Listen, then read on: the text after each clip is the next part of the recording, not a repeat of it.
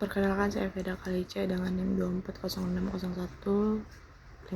Di sini saya akan menjelaskan tentang urbanisasi dan migrasi desa kota. Urbanisasi dan migrasi desa kota merupakan fenomena paling penting di negara berkembang. Pada buku Todaro dan Smith edisi ke-11 membahas secara komprehensif dilema, teori dan kebijakan keterkaitan perpindahan penduduk dari desa ke kota.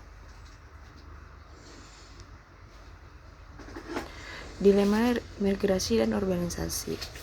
Adapun dampak positif dan negatifnya, migrasi desa kota memberikan kontribusi positif bagi migran karena mereka dapat memperoleh penghasilan lebih tinggi daripada daerah asalnya.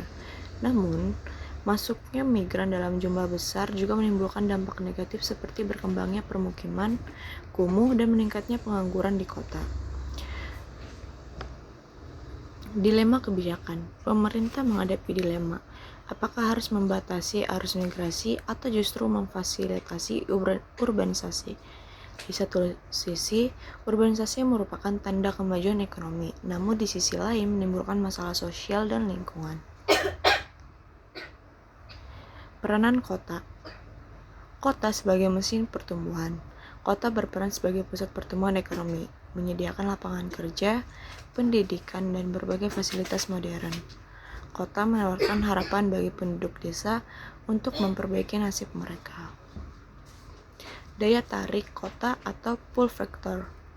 Beberapa faktor yang menarik penduduk desa ke kota antara lain: yang pertama, tersedianya lapangan pekerjaan dan peluang memperoleh pendapatan lebih tinggi. Yang kedua, kesempatan pendidikan yang lebih baik. Yang ketiga, fasilitas rekreasi dan hiburan yang lebih lengkap. Kehidupan kota yang lebih dinamis dan terbuka. Masalah yang ditimbulkan kota raksasa. Yang pertama yaitu over-urbanisasi. Urbanisasi yang tidak terkendali menyebabkan berbagai masalah serius. Di Indonesia dalam kurun waktu 20 tahun penduduk kota bertambah hampir 50%. Konsentrasi kemiskinan di perkotaan meningkat karena pandangan masyarakat desa bahwa kota merupakan harapan nyata untuk keluar dari kemiskinan. Yang kedua, permukiman kumuh. Masuknya migran dalam jumlah besar memicu berkembangnya permukiman kumuh atau yang dinamakan dengan slums di berbagai kota. Penduduk desa yang tidak siap menghadapi kehidupan kota sering mengalami culture shock dan membentuk desa dalam kota dengan kantong-kantong kemiskinan. Yang terakhir, pengangguran perkotaan. Ketidakseimbangan antara pertumbuhan lapangan kerja dan arus migrasi menyebabkan tingginya pengangguran di perkotaan, terutama bagi migran dengan keterampilan yang terbatas. Sektor informal perkotaan. Karakteristik sektor informal dicirikan oleh yang pertama, beragamnya kegiatan produksi barang dan jasa skala kecil. Yang kedua, unit usaha dimiliki perorangan atau keluarga. Yang ketiga, padat karya dengan teknologi sederhana.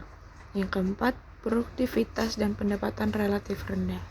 Yang kelima, tidak memiliki jaminan keselamatan kerja. Pentingnya sektor informal yaitu karena sektor informal menjadi penampung utama tenaga kerja yang tidak terserap di sektor formal, meskipun kurang produktif dibanding sektor modern. Sektor formal menyediakan mata pencarian bagi jutaan penduduk kota di negara berkembang.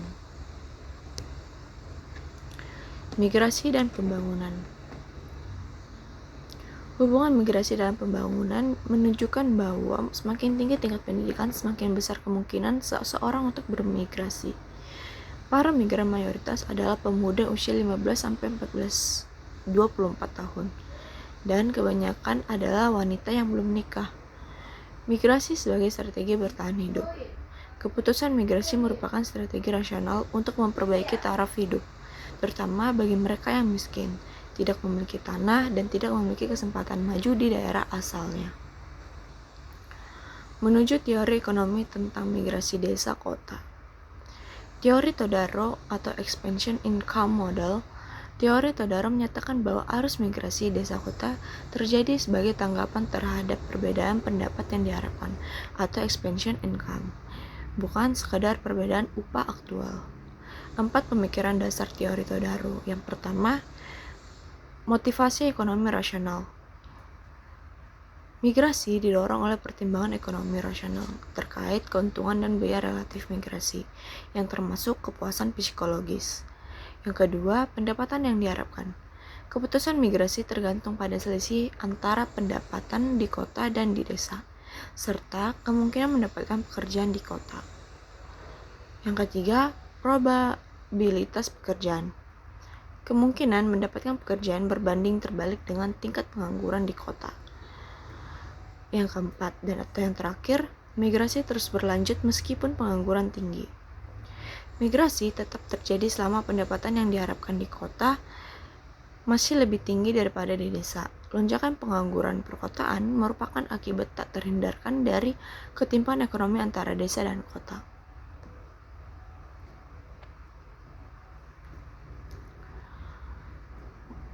Ada model matematis dasar yang dapat kita ketahui, yaitu MIG T sama dengan FPINC T atau perbedaan upah yang didiskontokan,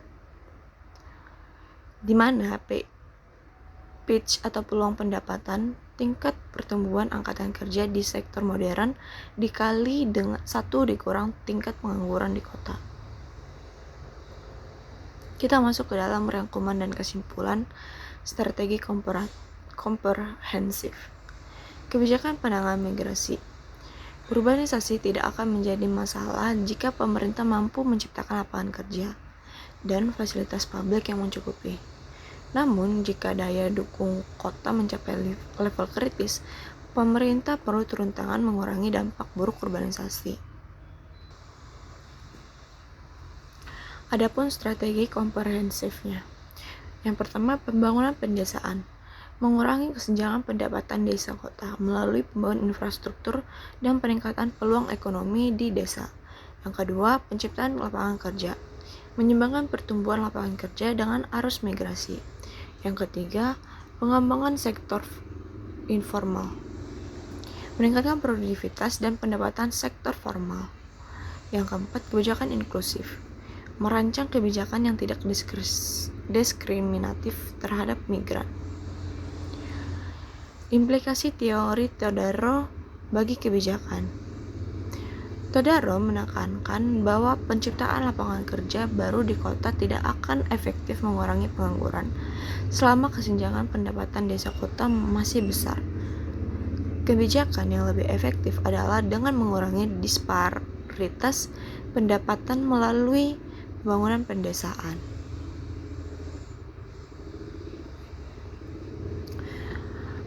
Urbanisasi dan migrasi desa kota merupakan fenomena kompleks yang memerlukan pendekatan kebijakan terpadu, mencakup pembangunan pedesaan, pengelolaan pertumbuhan perkotaan, dan pengembangan sektor informal. Sekian yang bisa saya sampaikan mengenai urbanisasi dan migrasi desa kota. Jika ada kesalahan kata, mohon maafkan. Terima kasih.